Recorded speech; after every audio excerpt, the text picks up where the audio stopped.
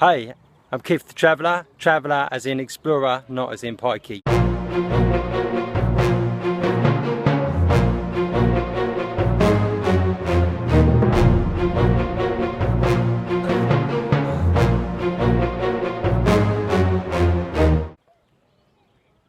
Hello and welcome to this first vlog. I'm your host, Keith the Traveller, and it's nice to meet you. So where am I right now? This beautiful setting right here is Lake Bled in the heart of Slovenia. Slovenia itself is a really small country, and so far I've been to Ljubljana and now Lake Bled, where I thought I'd take advantage of this absolutely fantastic view. Although not without hard work, I must admit, completely sweated my tits off getting up here and wondered if it was really worth it. But then you get up here and you see this view, you definitely realise it is. So where am I going on my travels this time? Don't really know. At the moment I've started in Slovenia, and yet so far I've been to Ljubljana. Ljubljana is the capital city. It's quite small, it has an old part of the city. When you get outside of that old city, it's very Eastern Bloc, because of course it used to be part of the Soviet Union. So as you'd expect, architecturally outside the old city, it's not that great. Inside the old city, it's absolutely lovely. A river runs through it, lots of cafes, lots of bars. Part of its charm is just sitting by the riverside, just sipping on a cappuccino, a latte, or actually in my case, a pivo, a beer. And they made sure it's an ice cold craft beer, which actually the craft beer here is not too bad at all. But to be fair with yourself, Ljubljana, as pretty as it is, after a couple of days when you've been up to the castle and you wander the streets, there's not a lot left to do. But fortunately it's a small country, and so therefore I've come to Bled. What have I done so far in Bled? Well, I've walked around this huge lake. They told me, it'll take you an hour. Liars. 2.5 hours later, yet again, I was in pieces as, of course, I sweated my tits off, carrying my backpack, taking tons of photos. What about now? Well, who knows? Not really sure what happens next, but let's see. So over to you, Keith, for the next instalment of this vlog. Thanks for that, Keith. Right, so then, next instalment. Where am I now? Still in Slovenia, a little place called Pliskavica. But before I get on to Pliskavica, let's talk about Bled. So I ended up spending another 4 nights in Bled, and the last time you saw me was at the top of the hill. Basically the whole time I was in Bled, it did nothing but rain and be cloudy and miserable. It was a nightmare, but it was actually quite good fun as 2 English fellas turned up, absolutely mad for the beers. Don't know why they chose Slovenia. In fact, one guy never even managed to sleep in his own bed.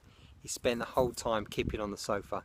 Not entirely sure why he'd come all this way to kip on a sofa. Surely he'd rather go to Ibiza or somewhere a little bit cheaper.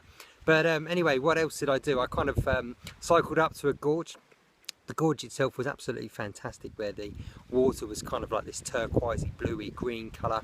And I went there with this Irish guy who was 45 and just a bit mental, to be honest with you, because we'd been out till 3 AM the night before, and so cycling 8k was a bit of a mission.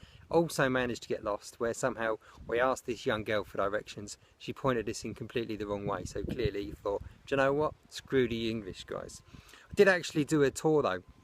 This tour was through the Visiric Pass and through the Soccer Valley and down to Bovish.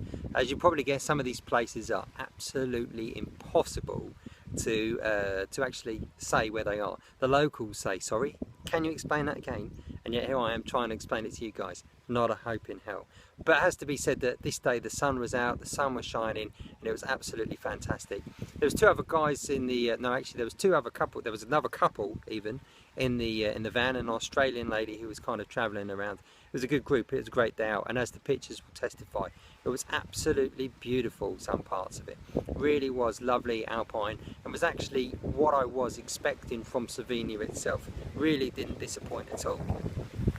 After that tour, I kind of went back to Bled and then decided to come on my way over to here.